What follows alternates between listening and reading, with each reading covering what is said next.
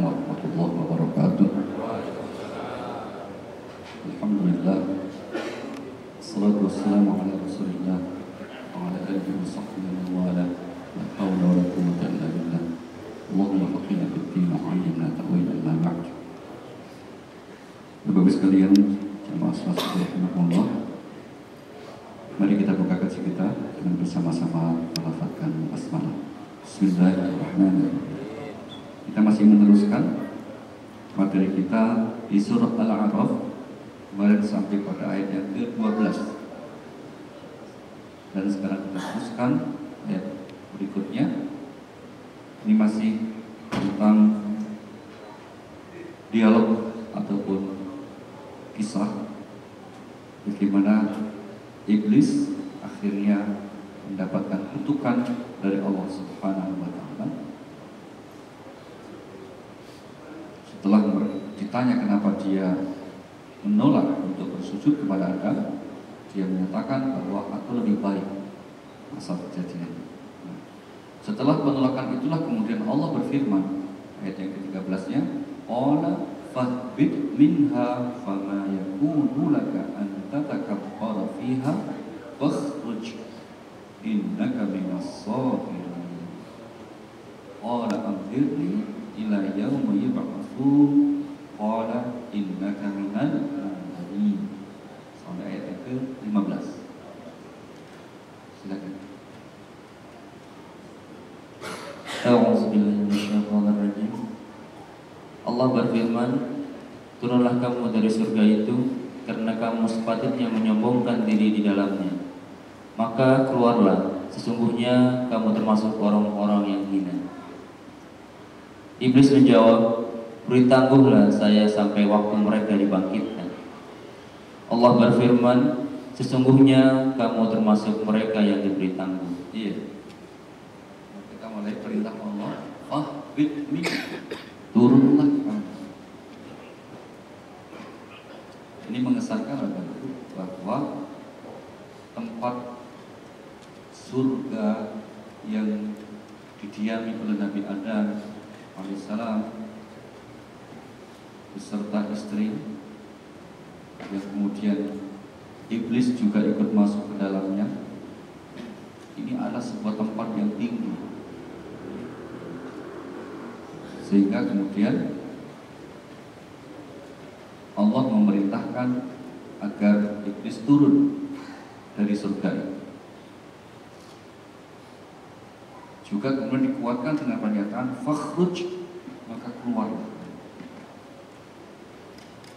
Nah, mayoritas ulama tafsir memahami bahwa surga yang pernah didiami oleh Adam serta istri dan juga iblis ikut ke dalamnya itu berbeda dengan surga yang nanti akan dimasuki oleh orang-orang beriman. Di antara alasannya adalah yang pertama, surga yang Nabi Adam masuk di dalamnya itu masih ada larangan. Di antara bentuk larangannya adalah tidak dibolehkan untuk mendekati pohon larangan, yang kemudian itulah menjadi sumber masalah. Padahal kalau surga nanti untuk orang beriman itu tidak akan ada lagi yang disebut larangan. Semuanya boleh. Bahkan yang ketika di dunia dilarang, diharamkan, untuk surga yang nanti itu tidak ada lagi larangan.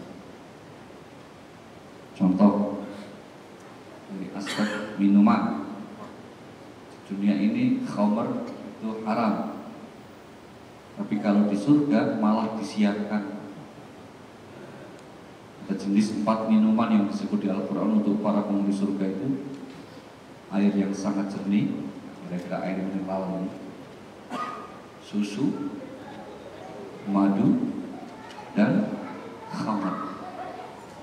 Itu jenis 4 minumannya.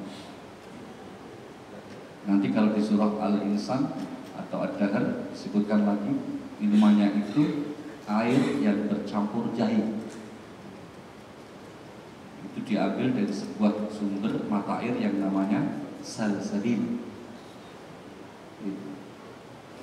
Jadi kalau ingin masuk surga, sering-seringlah minum jahe. Karena itu nanti di surga, kalau saja jahenya berbeda dengan jahe di dunia, itu disebutnya begitu. Yang kedua, di dunia diharamkan, Pak. Contohnya apa? Hubungan di luar nikah.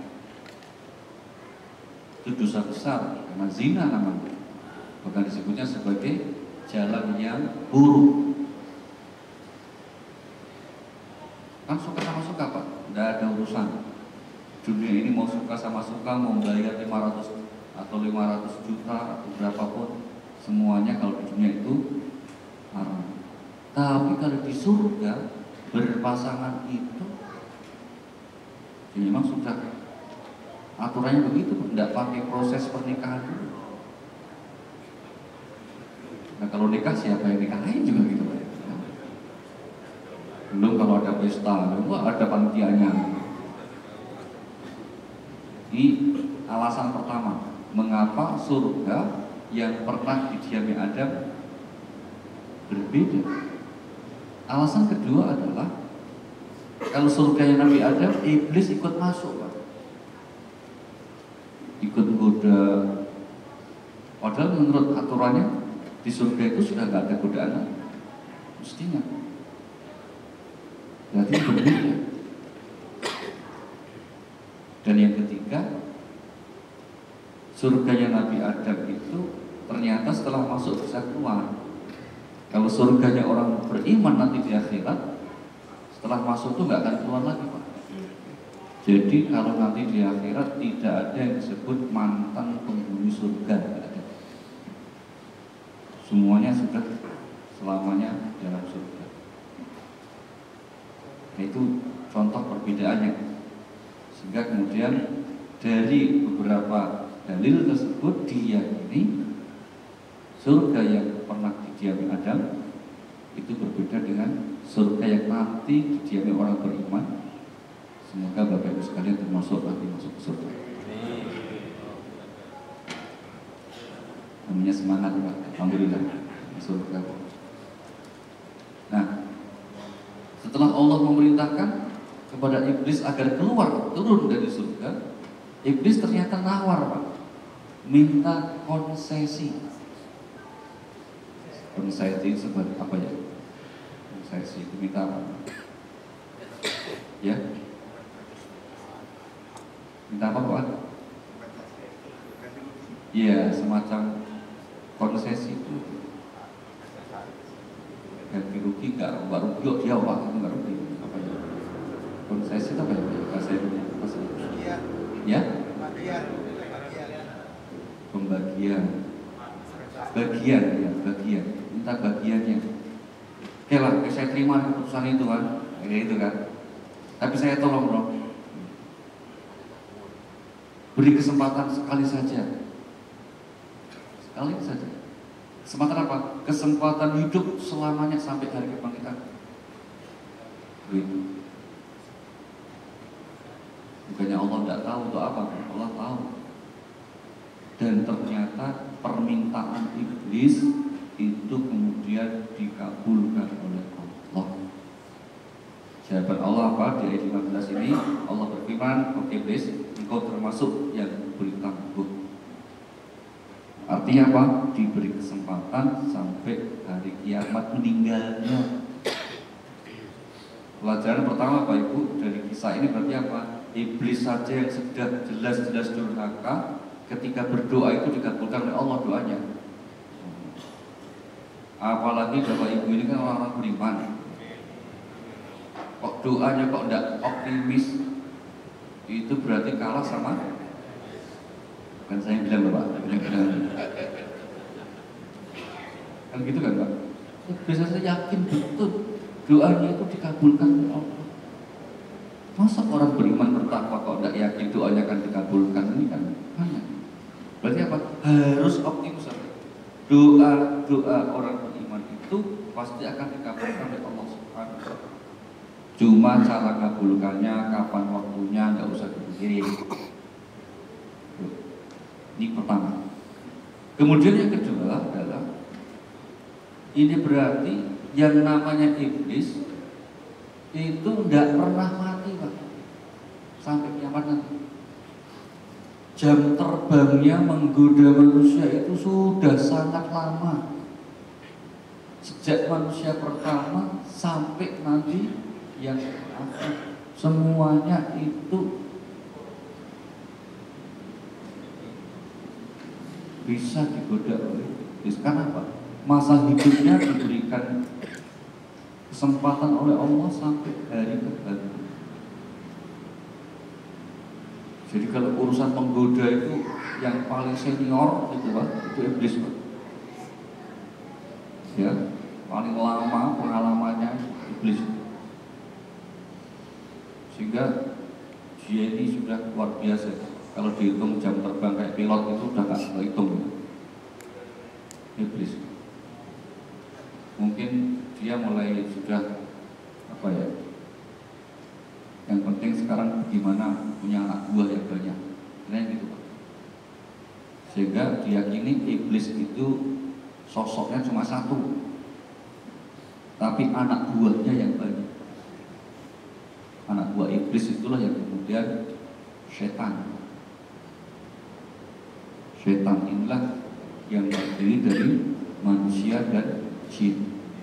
Alladzi yuwaswisu fi sudurin nas minal jinnati wan nas. Maka kalau ada pertanyaan, sudah pernah ketemu setan belum, Bu? Sudah, sering. Yaitu setan dari jenis manusia. Kalau jenis jin kita nggak lihat, Pak. Iblis kita juga nggak lihat sosoknya. Tapi kalau jenis setan kita sudah sering. Yang mana? Misalnya gitu kan? Banyak, Pak. Yang mana orangnya? Ya kita tidak usah nunjuk, Pak.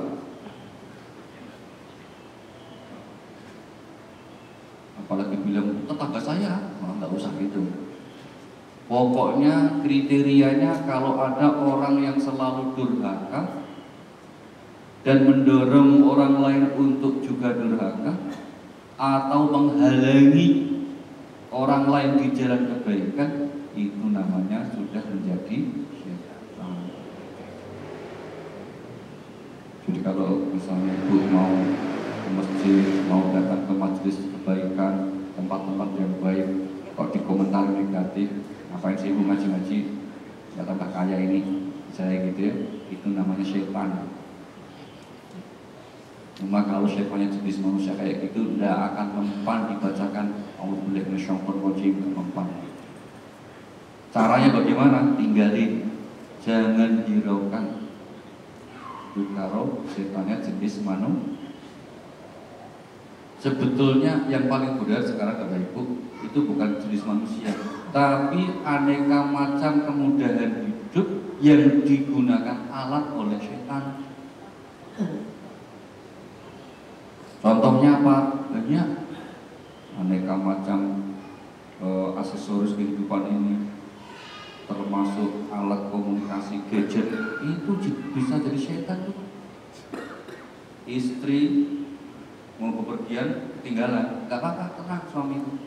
Tapi kalau HP ketinggalan, wah, bayangkan status istri bisa kalah dengan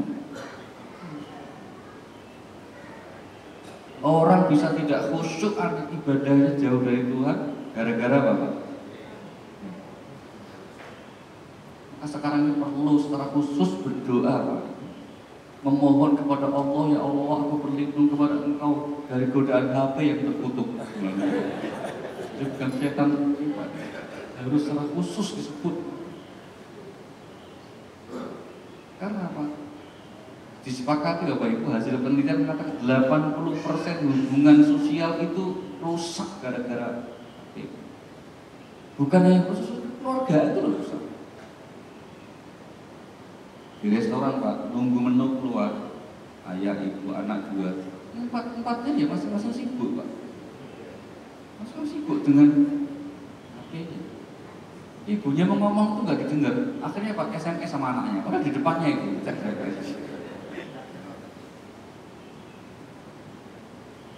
Pernah disampaikan laporan media sekarang ini ada yang namanya penyakit ED, Pak. Penyakit ED itu artinya electronic display insensitivity, yaitu penyakit dalam hati seseorang atau dalam diri seseorang tidak sensitif sikapnya itu gara-gara apa? Mau bilang, itu setan yang kayak gitu yang berat. Karena apa? Tidak sadar, tidak menyadari bahwa itu sebagai. Maka kalau Bapak Ibu mau berangkat umroh, lagi nanti haji, hati-hati. Sekarang kalau ke Masjidil Haram itu, Insya Allah tidak ada bedanya dengan tempat wisata, karena kekhusyuannya itu agak berkurang. Bayangkan lagi puncak-puncaknya haji, puncak-puncaknya umroh, tawaf kan rukun tuh Pak. Utama itu putaran pertama itu selfie Pak. Terus update status itu dapat putaran pertama. Maksudnya apa? Terusin putaran kedua, ketiga, baru dapat putaran ketiga sudah agak halus. Update status lagi. Contohnya begitu Pak. Ini bisa mengurangi kekhusyuan dalam ibadah. Baik, kita teruskan Bapak Ibu. Akhirnya apa? Ketika iblis doa diterima, akhirnya kemudian iblis berkomitmen, bersumpah. Apa sumpahnya iblis? Dia bilang, "Qala fabima aghwaytani la aq'udanna lahum siratal mustaqim, thumma la'atiyannahum min bayni aydihim wa min khalfihim wa an 'aymanihim wa an shama'ilihim wa la tajidu aktsarahum syakirin." Iblis menjawab, "Karena engkau telah menghukum saya tersesat, saya benar-benar akan menghalang-halangi mereka dari jalan engkau yang lurus. Kemudian saya akan mendatangi mereka dari muka dan dari belakang mereka, dari kanan dan dari kiri mereka, dan engkau tidak akan mendapati kebanyakan mereka bersyukur." Iya. Jadi kemudian iblis berkata kepada Allah, apa ya? Karena engkau telah memutuskan aku sesat, gitu ya. Kalau terjemah yang lain itu biasanya bunyinya begini, karena engkau telah menyesatkan aku, kesalahan. Kurang tepat itu. Karena apa? Allah itu ketika memberi petunjuk dan menyesatkan hambanya, itu bukan sewenang-wenang tanpa alasan. Ini sekaligus pengertian kalau ada ayat di Al-Quran, yu'adzibu man yasha, ya kan? Wa yaghfiru liman yasha, atau yahdi man yasha wa yudhillu man yasha. Allah memberi petunjuk siapa yang dikehendaki dan menyesatkan siapa yang dikehendaki. Itu maksudnya apa?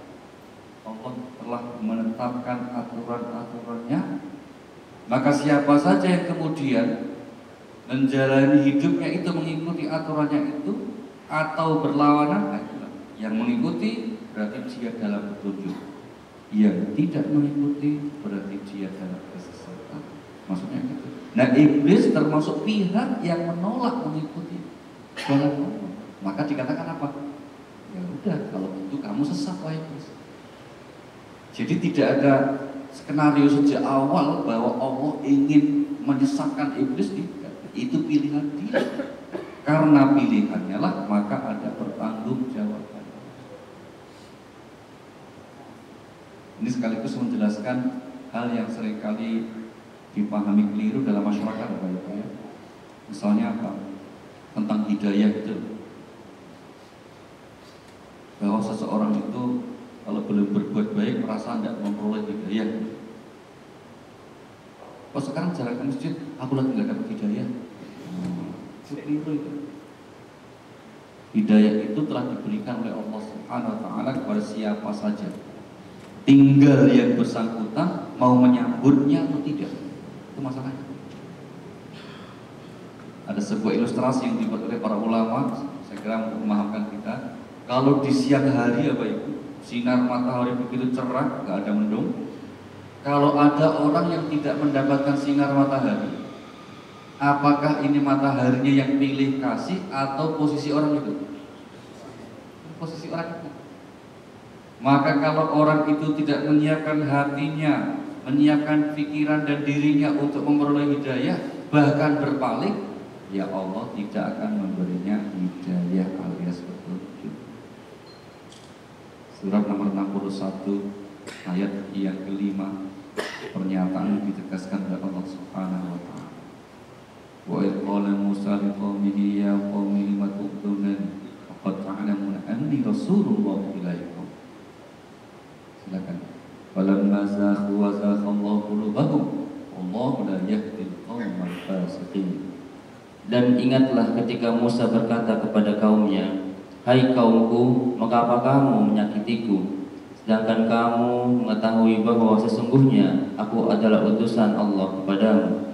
Maka tatkala mereka berpaling dari kebenaran, Allah memalingkan hati mereka dan Allah tidak memberi petunjuk kepada kaum yang fasik. Kalimat terakhirnya Pak, tatkala hati mereka berpaling dari kebenaran, Allah palingkan hati mereka, sehingga Allah tidak memberi petunjuk kepada orang yang berpaling seperti itu. Siapa? Orang-orang yang fasik. Orang yang fasik itu salah satu pengertiannya Bapak Ibu, orang yang berpaling kebenaran, dia keluar dari jalur, namanya orang fasik. Maka tidak dapat petunjuk. Maka agar kita selalu mendapat petunjuk dari Allah, caranya bagaimana? Ikhtiar, selalu melayakkan diri agar diberi hidayah.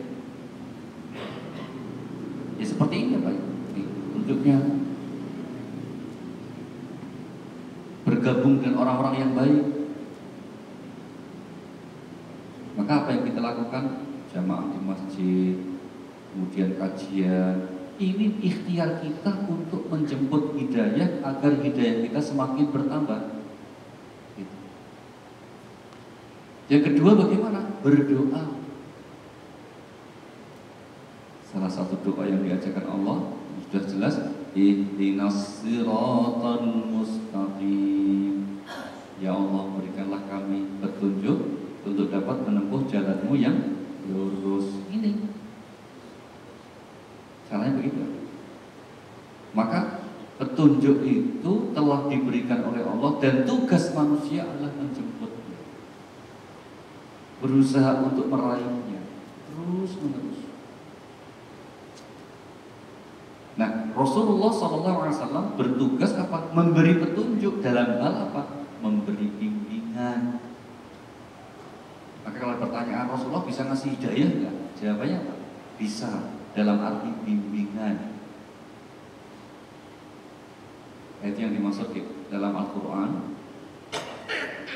dalam surah nomor 42 ayat 52 itu dikatakan wa innaka latahdi ila siratim mustaqim. Gitu. Surah 42 itu namanya surah itu. Dan demikianlah kami wahyukan kepadamu wahyu Al-Quran dengan perintah kami. Sebelumnya kamu tidaklah mengetahui apakah Alkitab Al-Quran dan tidak pula mengetahui apakah iman itu. Tetapi kami menjadikan Al-Quran itu cahaya yang kami tunjuki dengan dia siapa yang kami kehendaki di antara hamba-hamba kami. Dan sesungguhnya kamu benar-benar memberi petunjuk kepada jalan yang lurus. Dan sesungguhnya kamu wahai Nabi benar-benar memberi petunjuk ke jalan yang lurus. Berarti apa? Nabi bisa memberi hidayah. Bapak Ibu juga bisa memberi hidayah. Dalam arti apa? Bimbingan, penjelasan, keterangan-keterangan.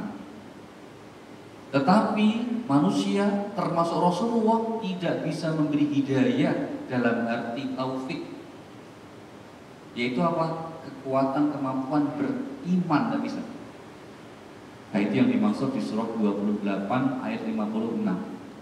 Ketika Allah berfirman, innaka la tahdi man ahbabta walakin Allah yahdi man yasha.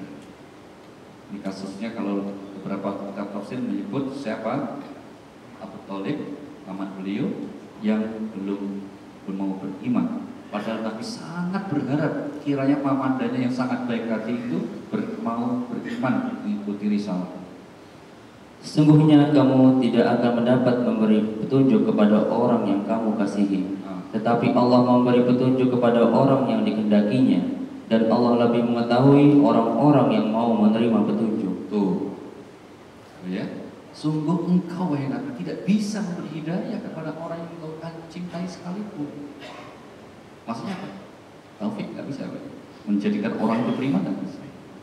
Buktinya banyak. Para nabi pun juga, Nabi Nuh terhadap istrinya nggak bisa kasih hidayah, maka meninggal durhaka. Nabi Nuh tahu kan? Ceritanya kan di Al-Quran kan ceritakan. Istrinya pun tetap durhaka. Istri Nabi Nuh yang bernama Nyonya Nuh itu tetap durhaka. Demikian juga putranya. Demikian juga Nabi Lot. Demikian juga Asiyah tidak bisa kasih hidayah suaminya. Rasulullah SAW tidak bisa memberi hidayah kepada seluruh orang Makkah saat itu. Maka yang beriman cuma berapa titik. Tapi beliau bisa memberikan hidayah dalam arti bimbing. Makanya kita minta itu adalah hidayah bukan sekedar pengetahuan penjelasan, tapi apa? Kemampuan melaksanakan penjelasan itu. Itu yang dimaksud ihdinas siratal. Kalau seandainya bunyi ayatnya ihdinas atau ihdina ila siratil mustaqim, nah itu bimbingan, tapi enggak Allah langsung. Ini beberapa petunjuk Allah agar kita dapat meraih hidayahnya selalu. Nah, Al-Quran fungsi utamanya adalah kitab petunjuk. Dzarikal kitabul la raiba fihi hudan petunjuk. Maka kalau petunjuk, bagaimana kita dapat meraih petunjuknya, itu yang terpenting. Tentang membacanya ikuti kaidah, pakai langgam apa? Kita ini kan paling kreatif membaca Al-Quran, model-model langgamnya ada. Ini yang saya kira kreativitas itu mestinya ada batasnya. Kemarin kami harus berjibat panjang untuk menyikapi dua hal di tim tafsir itu. Yang pertama tentang membaca Al-Quran yang diiringi oleh musik orkestra. Karena ada ya, di YouTube itu ada, dan itu orang Indonesia itu. Dan sudah kita putuskan, akhirnya keputusan itu kita sampaikan ke Pak Menteri sebagai jawaban dari nota diplomatik. Jadi setelah ada pertunjukan di YouTube itu ternyata kemudian ada nota diplomatik dari Kerajaan Saudi Arabia dan Mesir keberatan dengan. Setelah dibentuk tim penelitian, diteliti betul, memang itu pertunjukan itu yang melakukan ya orang nggak paham Al-Quran, yang niatnya bukan untuk syiar, ya ada untuk dakwah, tapi kebetulan yang ngiringin itu adalah kelompok paduan suara orang non-muslim, Unpar sekolahnya. Ini untuk mengenang perjalanan karir seorang apa itu Pak? Yang bukan gini-gini namanya Jenny Pak Afif itu kan dianggap sebagai dirijen terbaik Indonesia, sudah berapa mengharumkan di mana-mana, maka bikin konser memberi tribut to Afif ini. Nah, beliau nampaknya sedang dapat pencerahan, maka ingin menyisipkan di antara gubahannya itu adalah ayat Al-Quran. Diselipkanlah surah 49 ayat 13 yang memang universal gitu ya. Nah itu kemudian cuma sayangnya apa? Cara membacanya kacau banget, belum diiringi musiknya. Akhirnya setelah kita sampaikan keberatan kita, kelompok ini terus minta maaf. Itu ya, sudah selesai itu Pak, dianggap selesai. Jadi tidak usah nanti dipanjang-panjangin lagi. Termasuk yang langgam kemarin itu sudah selesai juga Pak.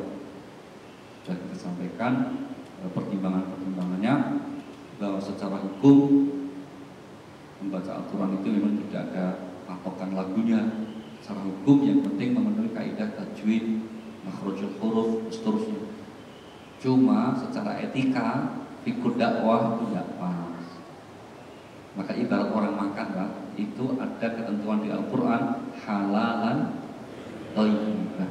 Nah gitu kan? Makan tuh begitu, makan minum itu haruslah halalan thayyiban, halal dan baik. Nah kalau pertanyaan boleh nggak baca Al-Quran dengan langgam apa-apa? Boleh, nggak ada larangannya, cuma baik enggak? Nah, itu. Kalau baik enggak berarti apa? Tergantung di mana dibaca. Kalau langgam orang Maroko bacanya pakai model Maroko, ya baik Pak, menurut orang Maroko. Karena sebetulnya tidak ada langgam itu bagian dari apa namanya yang diajarkan Nabi itu nggak ada Pak. Nabi tidak mengajarkan langgam. Yang diajarkan Nabi adalah cara membacanya Al-Quran yang kaidah tajwidnya itu, makhrajnya itu. Jadi langgam itu masing-masing apa namanya ya seleranya saja. Kalau ada hadis yang mengatakan baca Al-Quran dengan luhul Arab, bahwa dimaksud itu dialeknya, makhrajnya betul-betul sesuai. Tidak, bukan itu masalah langgam. Nah, kalau tidak baik jangan dilakukan, apalagi menimbulkan fitnah. Maka yang besar tadi Pak Menteri Agama sudah menyampaikan permintaan maafnya di hadapan teman-teman ormas Islam yang berkunjung dan menyatakan apa? Minta maaf kalau itu menimbulkan kegaduhan. Ingat, niat baik saja tidak cukup, harus dengan cara yang Pak, sudah selesai, jadi sudah tidak ada lagi. Tapi insya Allah ke depan tidak akan muncul yang langgam aneh-aneh lagi, akan kembali ke posisi yang cara membaca yang wajar lah.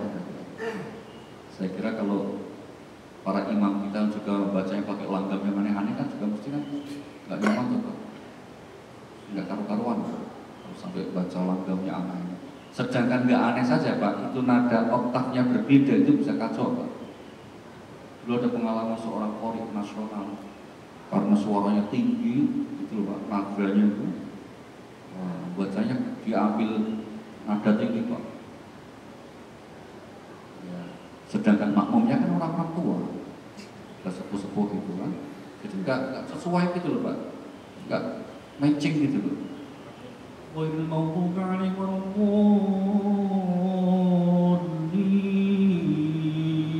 Kata makmumnya, amin. Itu aja gitu. Ya kan nggak sesuai gitu kan. Nah, itu harus. Maka imam pun juga kemudian bukan sekedar bacaannya harus sesuai kaidah, tapi juga disesuaikan dengan kondisi makmumnya. Gitu. Baik, kita kembali Pak. Maka kemudian ketika akhirnya setan memutuskan untuk bekerja keras menggoda manusia, bagaimana cara menggodanya? Nah, ayat 17-nya ini. Apa kata setan? Dia bilang, Tuhan, saya akan mendatangi manusia. Nah, cucu Adam itu dari arah depan, arah belakang, arah kanan, arah kiri. Bayangkan apa itu? Setan sampai ngomong begitu untuk lebih jelas dan konkretnya usaha dia akan mendatangi manusia arah depan, belakang, kanan dan kiri. Tujuannya apa? Pasti setelah saya goda manusia itu tidak bersyukur. Kenapa kok setan tidak menyebut arah atas dan juga arah bawah? Padahal manusia mengenal arah atas dan arah. Para ulama tafsir mencoba untuk menggali hikmah dari hal itu. Di antara pendapat yang kemudian populer apa? Arah atas itu arah keagungan Allah, sedangkan arah bawah itu arah kerendahan hatian manusia. Artinya manusia yang senantiasa tawadhu, rendah hati di hadapan keagungan Allah tidak akan bisa digoda setan.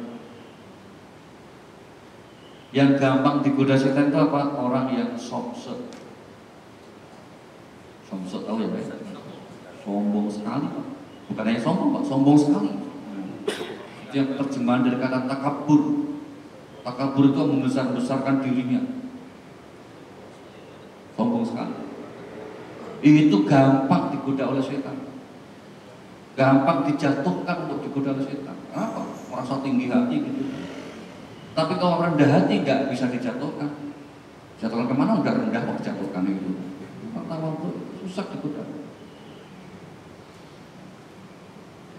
Itulah mengapa setan sendiri juga kemudian mengatakan bahwa dalam ayat yang lain, misalnya di surat nomor 15 ayat 39-40, redaksinya hampir sama Pak.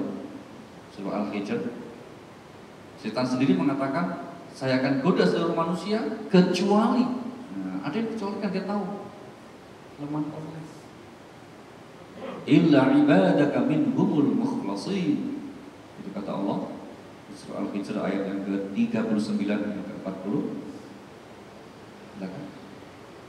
Iblis berkata, ya Tuhanku, oleh sebab Engkau telah memutuskan bahwa aku sesat, pasti aku akan menjadikan mereka memandang baik perbuatan maksiat di muka bumi, dan pasti aku akan menyesatkan mereka semua, kecuali hamba-hamba Engkau yang mukhlis di antara mereka.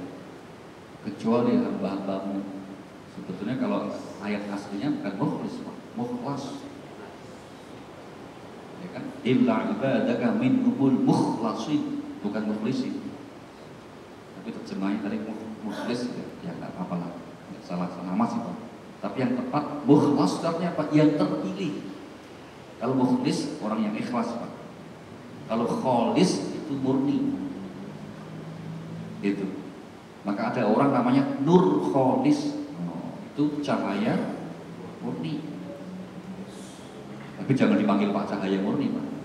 Kalau nama itu nggak perlu diterjemahkan. Nah, yang terpilih itu siapa? Kita rujuk ke Al-Quran, di antara yang terpilih yang tidak bisa digoda oleh syaitan, di antaranya adalah surah nomor 16 ayat yang ke 99, 100. Penjelasannya telah mengapa Allah memohon atau menyuruh meminta kita untuk berlindung dari godaan syaitan. Sesungguhnya syaitan itu tidak ada kekuasaannya atas orang-orang yang beriman dan bertawakal kepada Tuhannya. Syaitan itu tidak ada kekuasaannya, alias tidak bisa menggoda orang-orang yang terpilih. Yang terpilih itu siapa Bapak Ibu? Yang beriman dan bertawakal kepada Tuhan. Dan insya Allah Bapak Ibu termasuk yang beriman dan bertawakal. Sehingga tidak bisa syaitan. Kelihatan Bapak, aura orang beriman itu kelihatan.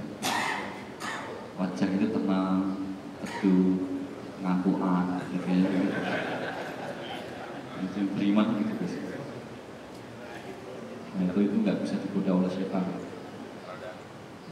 Sebaliknya yang digoda itu siapa Mas? Sesungguhnya kekuasaannya syaitan hanyalah atas orang-orang yang mengambilnya jadi pemimpin dan atas orang-orang yang mempersekutukannya dengan Allah. Menganggapnya sebagai panutan pengikutnya. Pengikut panutan setan itu kenapa dikutuk oleh Allah? Kalau di ayat sebelumnya kan apa Pak? Karena sombong Pak. Jadi kalau dia ngikut pola hidupnya sombong, nah itu yang kenapa?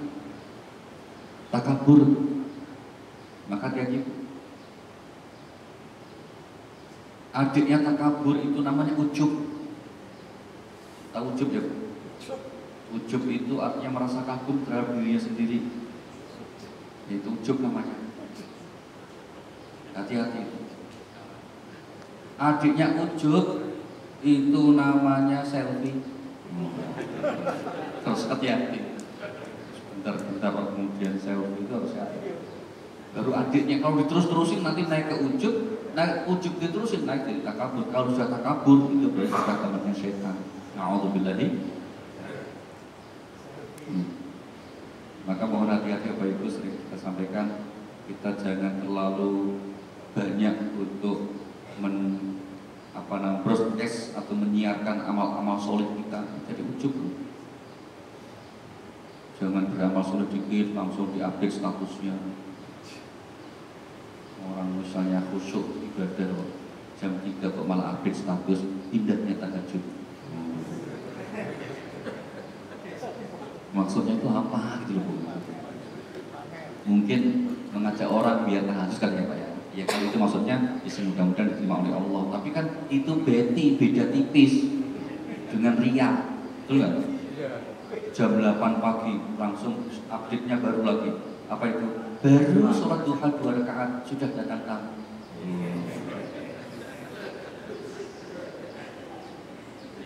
Maka berhati-hati dengan terus menyiarkan amal soleh kita, hati-hati. Kalau amalan sunnah, sering saya katakan apa? Dirahasiakan lebih bagus. Dulu di zaman dahulu Bapak Ibu, sampai sekarang juga masih ada, tapi nggak ketahuan kita. Ada kelompok yang saking pinginnya menjaga keikhlasan amalnya sampai dia memposisikan diri itu sebagai orang yang rendahan. Namanya kelompok Malamatiyah. Itu orang yang ya supaya orang memandang dia rendah gitu. Saking pinginnya merahasiakan dari segi penampilannya, dari segi sikap-sikapnya itu menunjukkan, tidak menonjol-nonjolkan itu.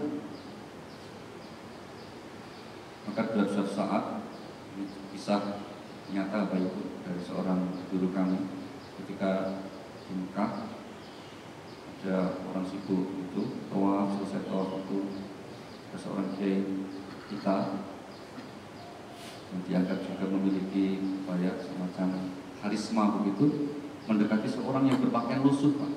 Berpakaian lusuh, kayaknya biasa gitulah. Terus kemudian dalam bahasa Arab dia bilang, "Syekh, tolong doakan saya." Lama kita bilang begitu, "Syekh, tolong doakan saya." Si guru tadi yang ternyata orang Mesir, Syekh tadi langsung kemudian terperanjat kaget. Gak mau doakan, tinggal pergi sambil nangis. Dia bilang, "Ya Allah, madam," gitu. Apa artinya itu? Ya Allah, apa dosa? Maksudnya, kenapa kok orang sampai tahu tentang keadaan haliah, keadaan spiritual sehingga dia minta doa kepada Allah? Padahal dia sudah berpenampilan begitu yang gak menonjolkan. Dia merasa kemudian, kenapa ada orang yang tahu? Sehingga orang itu yang gak dia kenal, orang Indonesia kan, kok minta doa kepadanya. Nah ini bedanya. Sampai ada kelompok itu, maka sebaiknya amal-amal yang sunnah kita kerjakan itu dirahasiakan. Kalau kau menyampaikan, mengajak mungkin dengan cara yang lain, tidak harus menonjolkan amal kita gitu ya. Tapi kalau untuk yang wajib gak apa-apa sampaikan. Misalnya Pak update status amalan wajib Jumatan. Sorry bro, di off ya Jumatan dulu, gak apa-apa. Apa wajib? Jangan malah gak Jumatan karena takut tiap. Gak baik.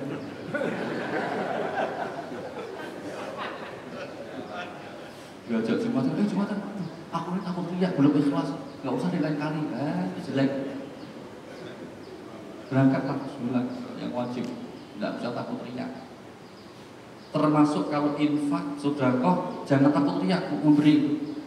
Orang ya enggak apa-apa. Kotak infak lewat, isi aja Pak.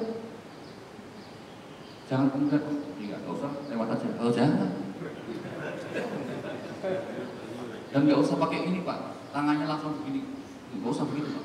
Kadang-kadang kan mau masukin infak itu mungkin karena apa itu di sekat itu loh Pak, ditutup-tutup, nggak usah, santai aja. Tapi jangan kasus ada pemuda kotak infak lewat langsung buka dompet Pak, nyari yang kecil, masukin itu kecil. Lah saya punya itu orang yang sudah sepuh mungkin udah pensiun gitu ya. Itu langsung masukin itu banyak Pak, gede, ratusan ribu Pak. Pemuda tadi langsung tanya gitu, Bapak dermawan sekali ya. Maksudnya itu masukinnya gede Pak. Oh itu duit kami ya jatuh kok katanya. Biasa pelik gitu. Maka berhati-hati ya Bapak ya, supaya apa? Kita selamat dari godaan syaitan. Itu sekarang begitu. Nah, yang menarik adalah pernyataan syaitan ketika menggoda manusia itu, dia bilang apa? Tuhan, setelah saya goda manusia dari segala arah tadi, 4 arah tadi, niscaya engkau akan mendapati kebanyakan manusia tidak bersyukur. Wala tajidu aktsarahum syakirin. Pertanyaannya, kenapa syaitan sampai menyebut secara khusus tujuan menggoda itu agar manusia tidak bersyukur? Jawabannya kira-kira apa ya? Karena orang itu kalau pandai bersyukur, hidupnya akan bahagia. Orang itu kalau bahagia hidup, susah digoda setan Pak. Yang gampang digoda itu kan orang yang setiap pagi bikin status galau, ngeluh, hobinya. Tapi yang pandai bersyukur akan bahagia, hatinya tenang, jiwa yang damai. Itu yang modal gitu susah digoda setan. Baik. Jadi kalau pengen bahagia, rumusnya gampang, pandailah bersyukur. Kalau ada orang yang sepertinya susah bahagia, jawabannya cuma satu, itu pasti kurang pandai bersyukur. Padahal Allah pun sudah menguatkan apa? Wa iz ta'azzana rabbukum la in syakartum la azidannakum. Dan Tuhan telah memaklumkan jika kamu bersyukur pasti, perhatikan Bapak Ibu, pasti aku tambah. Ini janji loh ya, kalau Allah janji itu tidak pakai insya Allah Pak. Ya, masa Allah pakai insya Allah gitu. Tidak ada ayat mengatakan jika kamu bersyukur insya Allah aku tambah. Nggak ada itu. Pasti Allah. Dan Allah tidak pernah mengingkari janjinya. Kalau manusia kan kau yang berjanji, kau yang mulai. Itu ayat berapa Bu? Apa kalau gitu nyambung langsung. Pasti aku bertambah. Jika kamu bersyukur, pasti aku tambah. Jadi mohon maaf ya Bu, ayat ini tolong hati-hati menafsirkannya karena suka disalahpahami oleh khususnya para suami Bu. Para suami salah paham dengan ayat ini. Wahai para suami, bersyukurlah kepada Allah karena engkau telah memiliki seorang istri, pasti akan ditambah. Tambah apanya? Itu apa namanya Bapak Ibu? Sumpah setan untuk bekerja keras menggoda manusia. Nah, setelah setan menunjukkan komitmennya yang kuat untuk menggoda manusia itu, pertanyaannya kan, bagaimana kemudian Allah memberikan respon dan tanggapannya pada pertemuan selanjutnya kita teruskan. Insya Allah. Baik Bapak Ibu, mungkin demikian sampai ayat yang ke-11 dari surah Al-A'raf sampai ayat yang ke-27 itu nanti masih episode yang menarik sekali bagaimana kerja keras ataupun usaha-usaha setan untuk menggoda manusia, sekaligus bagaimana petunjuk Allah cara menghadapinya atas trik-trik dan langkah-langkah setan dalam menggoda manusia. Semoga Allah jauhkan kita semuanya dari aneka macam keburukan yang disebabkan oleh setan, aneka macam godaan setan, sehingga menjadi hamba-hamba yang beriman. Sudah amin Pak? Berarti sudah ya? Enggak ada lagi yang bertanya kan? Baik, terima kasih Bapak Ibu. Mungkin demikian dapat kami sampaikan.